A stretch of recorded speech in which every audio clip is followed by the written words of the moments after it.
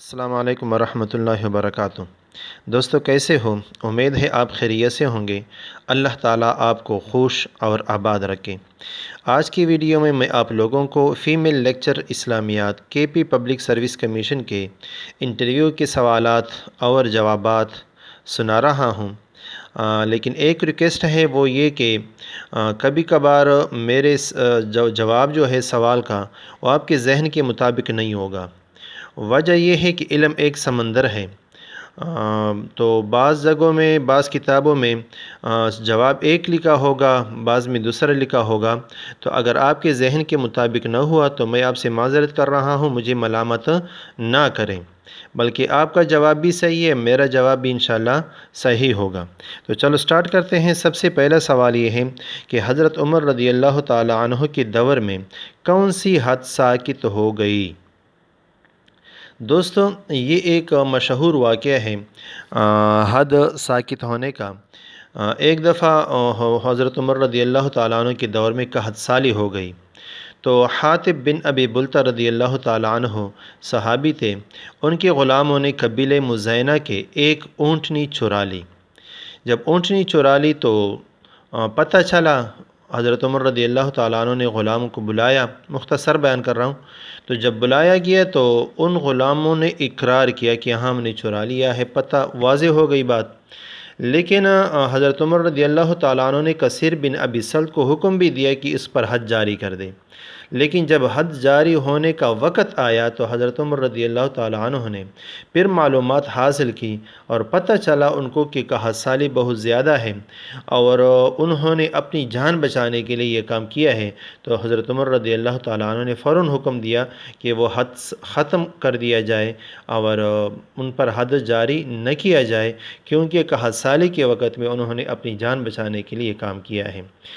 بہرحال اسی وجہ سے امام احمد بن حنبل رحمۃ اللہ علیہ کے دور میں اسی طرح ایک دفعہ ایک کام ہوا، تو انہوں نے اسی پر بھی فتویٰ دیا کہ حد سالی کا موقع ہے، انہوں نے اپنی جان بچانے کے لیے کام کیا ہے، چوری کی ہے، لہذا اس پر حد جاری نہ ہو جائے، ساکت ہو جائے۔ اور ایک دفعہ حضرت عمر رضی اللہ تعالیٰ عنہ کے دور میں یہ بھی ہوا تھا کہ ایک عورت کو لایا گیا زنا کا، چونکہ اس پر الزام تھا۔ تو جب پتہ چلا تو عورت نے بھی اصرار کیا، تو وجہ پوچھی، وجہ یہ تھی کہ وہ بیابان صحرا میں اکیلی رہ چکی تھی، پیاس لگی تھی بہت سخت، تو پیاس کی وجہ سے انہوں نے ایک چرواہے سے پانی مانگا، وہ نہیں دے رہا تھا۔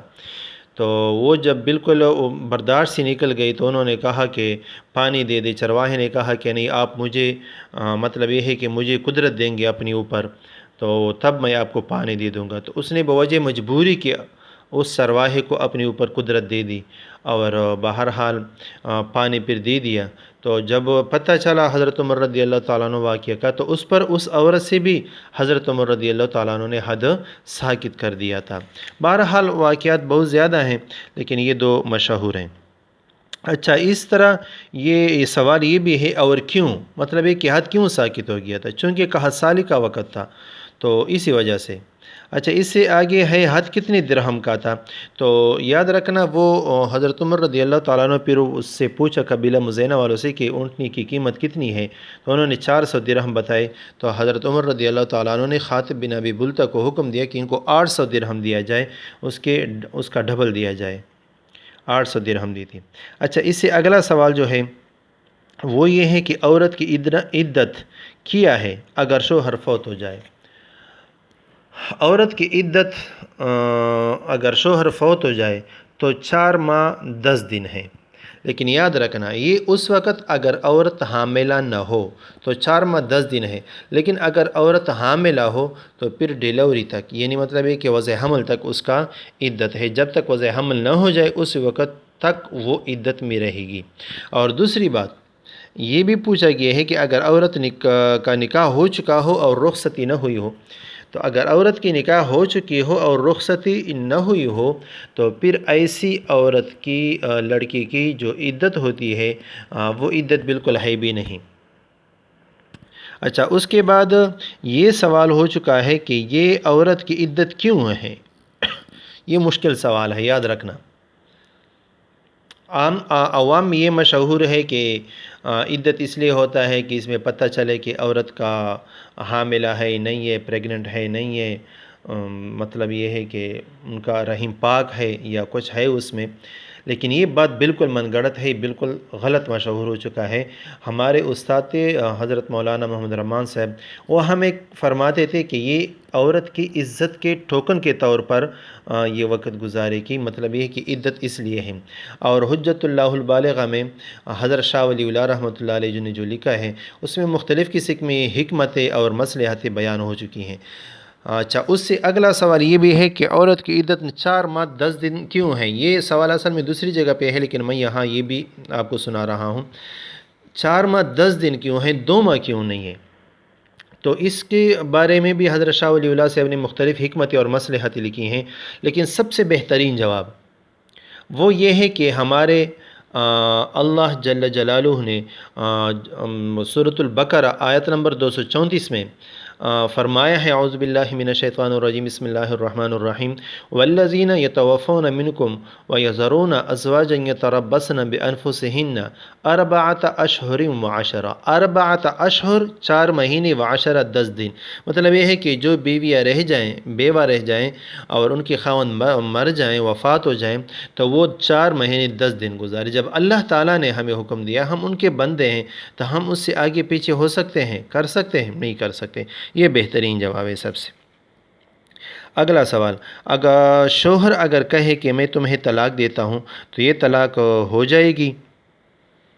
جی ہاں، ہو جائے گی.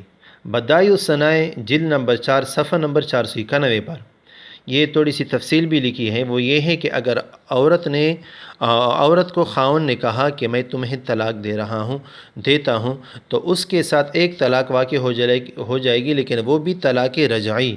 اور اس کے بعد خاوند کو 3 حیض تک یا بچہ ہو پیٹ پر تو وضع حمل تک رجوع کا حق حاصل ہے. اگر رجوع کیا تو ان کے لیے 2 طلاق باقی ہیں اور ان کی اپنی بیوی ہوگی. لیکن اگر رجوع نہیں کیا تو 3 حیض کے بعد وہ اس سے مطلب یہ ہے کہ نکاح بالکل ختم ہو جائے گی، اور نئے مہر کے ساتھ پھر وہ ان کے ساتھ نکاح کر سکتی ہے. مطلب یہ ہے کہ نئے مہر کے ساتھ نئے تجدید جو نکاح ہوتی ہے علیحدہ وہ کر سکتی ہے.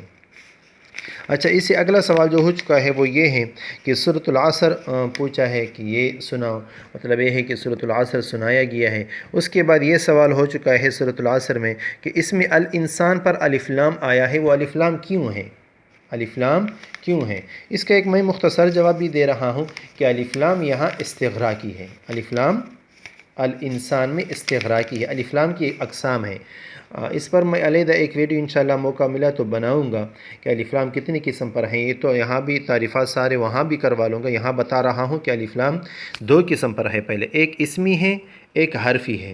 پھر حرفی پھر 2 قسم پر ہے، ایک زائد ہے، ایک غیر زائد ہے. زائد پھر 2 قسم پر ہے، ایک لازمی ہے، ایک عارضی ہے. اور جو غیر زائد ہے وہ پھر 4 قسم پر ہے. بعض نے 5 بھی لکھے ہیں.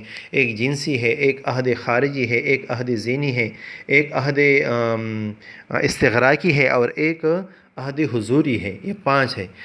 مطلب یہ ہے کہ یہاں جو الف لام استعمال ہو چکا ہے استغراقی ہے. اچھا، اس سے اگلا سوال یہ ہو چکا ہے کہ کون اس میں داخل ہے؟ الف لام کیوں لکھتے ہیں؟ مطلب یہ ہے کہ الف لام استغراقی تو ہو گیا. مطلب اس کا کیا ہے؟ مطلب اس کا یہ ہے کہ الف لام استغراقی میں اس جنس کے تمام افراد شامل ہوتے ہیں. تو الانسان میں ہر انسان مراد ہوگا. کیا مراد ہوگا؟ الانسان میں تمام انسان یا ہر انسان مراد ہوگا کہ ہر انسان خسارے میں ہے. ان الانسان لفی خسر، کہ ہر انسان خسارے میں ہے، تمام انسان خسارے میں ہے. الا الذین آمنوا، مگر وہ جو ایمان لائے، نیک عمل کرتے رہے، حق کی تلقین کرتے رہے ایک دوسرے کو اور صبر کی تلقین کرتے، وہ خسارے میں نہیں ہے. اچھا، اس سے اگلا سوال یہ ہو چکا ہے وتواصوا بالصبر سے کیا مراد ہے؟ وتواصوا بالصبر یہ ہے مطلب تو یہ ہے کہ ایک دوسرے کو صبر کی دعوت دیں، تلقین کریں. لیکن اصل میں یہ پہلی آیت کے ساتھ ایک طرح لازم ملزوم ہے. وہاں ہے حق بات کی تلقین کریں. حق بات کی تلقین ایک دوسرے کو کرنا، اس سے مراد ہے تبلیغ، دین کی دعوت. اور دین کی دعوت اور تبلیغ میں انسان کو مشکلات، مصائب، تکالیف پیش آتے ہیں. تو اللہ تعالیٰ نے فوراً کہا کہ ان تکالیف، ان مصائب، ان اذیتوں پر پھر آپ نے صبر بھی کرنا ہے، برداشت بھی کرنا ہے، وتواصوا بالصبر، صبر کی ایک دوسرے کو دعوت دینا یہاں مراد ہے۔ اچھا، اس سے اگلا سوال، اگر کوئی طلاق دے دے بعد میں یہ کہے کہ میری نیت نہیں تھی، تو کیا طلاق واقع ہو جائے گی؟ جی ہاں، ہو جائے گی۔ طلاق میں کوئی گپ شپ بھی نہیں ہے، ڈرانا دھمکانا بھی نہیں ہے، خوف کے دلانا بھی نہیں ہے کہ میں خاوند کہے کہ میں نے خوف دلانا تھا۔ اس پر اجماع ہے کہ طلاق واقع ہو جائے گی۔ اچھا، اس سے اگلا سوال جو ہے وہ کیا ہے؟ وہ 4 ماہ 10 دن والا ہے، لیکن وہ میں نے آپ کو سنا دی۔ اچھا، اس سے اگلا سوال ہے، کنواری لڑکی سے جب پوچھتے ہیں شادی کا، وہ نہ بولے تو رضامندی سمجھتے ہیں، اور اگر بیوہ مطلقہ ہو تو اس سے کہ لفظوں سے اقرار نہ کرے تو اس وقت تک رضامندی نہیں، مطلب یہ ہے، تو یہ کیوں نہیں مانتے؟ مطلب یہ ہے کہ ایک دفعہ جب کنواری لڑکی ہے تو وہ چونکہ پہلی مرتبہ ہے، تو وہ ان کا رضامندی بھی ایک طرح کا الفاظ ہے کہ میں ہاں میری رضا ہے۔ وجہ یہ ہے کہ وہ شرم کی وجہ سے ان کا شرم نہیں گیا ہوتا، انہوں نے حالات نہیں دیکھے ہوتے، لیکن جو بیوہ مطلقہ ہوتا ہے انہوں نے حالات دیکھے ہوتے، ان کی شرم ختم ہوئی ہوتی ہے، تو اسی وجہ سے وہ ان کا الفاظ ہوں گے، اور کنواری لڑکے کے صرف خاموشی رضامندی ثابت ہو جائے گی۔ اچھا، اس سے اگلا سوال، اگر عورت جاب کرتی ہے اور شوہر فوت ہو جائے تو وہ اسکول کیسی جائے گی؟ مطلب یہ ہے کہ جو بھی ڈیوٹی ہو، جس چیز کی بھی ہو، تو وہ ڈیوٹی کے لیے کیسی جائے گی؟ یہاں فقہا نے کچھ تفصیل لکھی ہے۔ وہ تفصیل یہ ہے کہ اگر عورت مطلب یہ ہے کہ چھٹی لے سکتی ہے تو وہ چھٹی لے گی، اگر عورت کا عنان نفقہ پورا ہے تو وہ بالکل مطلب یہ ہے کہ وہ نوکری جو ہے، ملازمت جو ہے، سروس ہے، وہ چھوڑ دے گی۔ ہاں، لیکن اگر وہ نان نفقہ اس کے پاس نہیں ہے تو اپنے بچوں کے اخراجات پورا کرنے کے لیے وہ نکل سکتی ہیں، اور یہ البحر الرائق میں چونکہ جلد نمبر 4 صفحہ نمبر 166 ہے میرے خیال میں، وہاں لکھا ہوا ہے وَمُعْتَدَّةُ الْمَوْتِ تَخْرُجُ يَوْمًا وَبَعْضَ اللَّيْلِ، کہ وہ ایک دن یا وہ نکل سکتی ہے۔ مطلب یہ ہے اس کے ذیل میں وہ لکھتے ہیں کہ اگر عورت کا نان نفقہ پورا نہ ہو تو وہ اپنی ملازمت کے لیے نکل سکتی ہے، لیکن اس کے شرط یہ ہے کہ جب جائے گی تو وہاں نوکری یہ جو ٹائم ہوتا ہے ختم ہونے کے بعد فوراً واپس آ جائے گی۔ ایسا نہیں کہ وہ وہاں بیٹھی رہے اور گپ شپ لگاتی رہے، تو اس کے ساتھ پھر کام خراب ہو جائے گا، بلکہ وہ فوراً اپنے گھر میں آ کر اسی ہی گھر میں عدت ختم کر دے گی۔ دوستو، ویڈیو اچھی لگی ہو تو شیئر بھی کریں، چینل کو سبسکرائب بھی کریں۔ شکریہ، جزاکم اللہ۔